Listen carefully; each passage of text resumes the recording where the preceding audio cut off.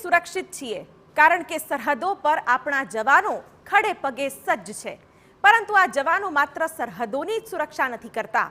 કુદરતી આફતોના સમયમાં પણ આ જવાનો જ હોય છે કે જે લોકોના મોતના મુખમાંથી બહાર લાવે છે.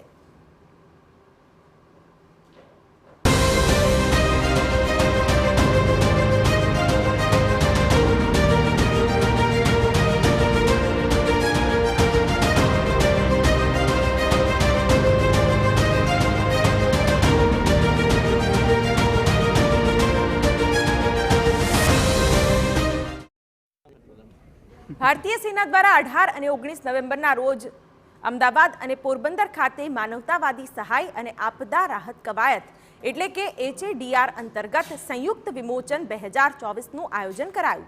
સેનાના વડા ઉપેન્દ્ર દ્વિવેદીની ઉપસ્થિતિમાં યોજાયેલા આ મહત્વપૂર્ણ કાર્યક્રમમાં આપદાઓનો સામનો કરવાની ભારતની તૈયારીઓ દર્શાવવામાં આવી, જે અંતર્ગત એક વિશેષ મોક ડ્રિલનું આયોજન કરાયું હતું. એમાં સેનાની ત્રણેય પાંખે ભાગ લીધો.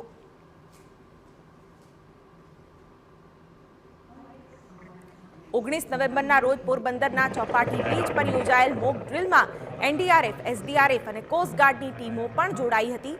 લગભગ 1 કલાક ચાલેલી આ મોક ડ્રિલનો મુખ્ય ઉદ્દેશ એ હતો કે હોનારતોના સમયમાં વર્તવું કેવી રીતે. આ મોક ડ્રિલમાં ચેતક હેલિકોપ્ટર અને હોવરક્રાફ્ટનો ઉપયોગ કરવામાં આવ્યો હતો. વાવાઝોડાના સંજોગોમાં દરિયાની નજીક આવેલા મકાનોમાંથી લોકોનું રેસ્ક્યુ કેવી રીતે કરવું તેનું પણ ડેમોન્સ્ટ્રેશન કરાયું.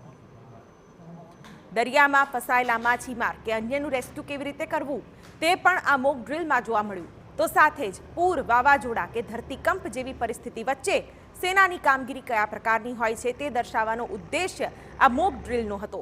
મોક ડ્રિલમાં ચક્રવાત જેવી પરિસ્થિતિ ઊભી કરાઈ હતી અને આ સંજોગોમાં ઝડપી પ્રતિભાવ આપીને અસરકારક વ્યવસ્થાપન કેવી રીતે કરવું તેનું પ્રદર્શન કરાયું. Humanitarian assistant and disaster response એટલે કે HADR અંતર્ગત ગુજરાતના પોરબંદરના સમુદ્રી તટ આગળ યોજાઈ છે મોક ડ્રિલ, જેમાં ભારતની ત્રણેય સેનાના પાંખ દ્વારા આ આખી મોક ડ્રિલનું આયોજન કરવામાં આવ્યું છે, જે આ વખતે ભારતીય આર્મીના અધ્યક્ષતામાં અને વિવિધ સશસ્ત્ર દળ દ્વારા આ વર્કશોપ, આ ડેમોન્સ્ટ્રેશનનું આયોજન કરવામાં આવ્યું છે. કુદરતી જે આફતો આવતી હોય છે તેમાં સાયક્લોન છે કે પછી ભૂકંપ હોય છે કે પૂર, હોનારત જેવી કોઈ પણ પ્રકારની આફતો ઊભી થતી હોય છે, તેની સામે કેવી રીતે લડવું કે તેની સામે કેવી રીતે ટકી રહેવું, કેટલું પ્રિપેર થઈ શકાય, એ તમામ બાબતોની મોક ડ્રિલનું આયોજન કરવામાં આવ્યું. આ ઇન્ડિયન આર્મીની અધ્યક્ષતામાં યોજાઈ છે, જેમાં MI-17 હેલિકોપ્ટર, ALH એટલે કે advance light helicopter, Chetak helicopter, હોવરક્રાફ્ટનો પણ આમાં ઉપયોગ કરવામાં આવ્યો છે. હોવરક્રાફ્ટ કે જે સમુદ્રમાં સાથે સાથે જમીન પર અને ડુંગરાળ વિસ્તારમાં પણ આસાનીથી તે ફાઇટ કરી શકે છે.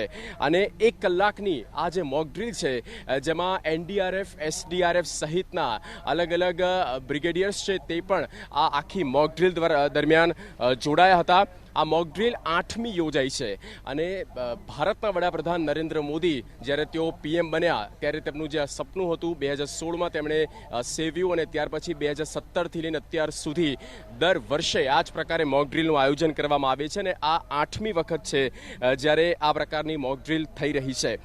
સાયક્લોન સામે જે દરિયાની બિલકુલ નજીક છે એ તૂટેલા જે મકાનો છે એ મકાનોમાંથી લોકોને કેવી રીતે બચાવવા તે પ્રકારનું પણ આ ડેમોન્સ્ટ્રેશન થયું છે અને જેમાં 3 ટેંગો સ્પીડ છે, નેવીના જહાજો છે તે પણ આ મોક ડ્રિલ દરમિયાન જોવા મળ્યા હતા. એટલે કે કેવી રીતે લોકોને બચાવવા અને આ પ્રકારની હોનારત સામે કેવી રીતે ટકી રહેવું તે જ એકમાત્ર ઉદ્દેશ્ય અને તેના ધ્યાનમાં રાખીને ત્રણેય વિંગ્સ દ્વારા અને ભારતીય આર્મીની અધ્યક્ષતામાં આ મોક ડ્રિલનું સફળતાપૂર્વક આયોજન પૂરું થયું છે.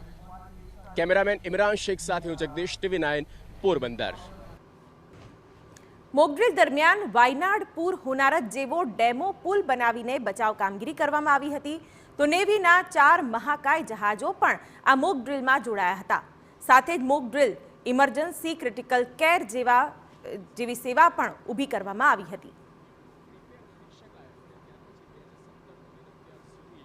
ઇન્ડિયન એરફોર્સ, ઇન્ડિયન નેવી અને ભારતીય આર્મી આ ત્રણેય વચ્ચે સંયુક્ત રીતે ભાગીદારી વધે અને કોઈ પણ કુદરતી આફતને કેવી રીતે પહોંચી વળવું તે માટે થઈને વધારે મજબૂતાઈ સાથે, વધારે મક્કમતા સાથે કેવા પગલાં લેવા જોઈએ એ તમામ બાબતોને લઈને અત્યારે હાલ તો એ જ માત્ર ઉદ્દેશ્ય સાથે આ પોરબંદરના તટીય રક્ષકો કે જેઓ અત્યારે હાલમાં મોકડ્રીલ કરી રહ્યા છે અને બીજી તરફ ભારતીય આર્મીના જે પ્રમુખ છે, સેનાના અલગ અલગ જવાનો છે, તેઓ પણ આ સમગ્ર કાર્યક્રમ દરમિયાન જોડાયેલા છે. ઉદ્દેશ માત્ર એ છે કે જે કોસ્ટલ કોમ્યુનિટી છે અને એ કોસ્ટલ કોમ્યુનિટીને કેવી રીતે સુરક્ષિત કરી શકાય, તેમનો જીવ કેવી રીતે બચાવી શકાય તે એકમાત્ર ઉદ્દેશ્ય છે.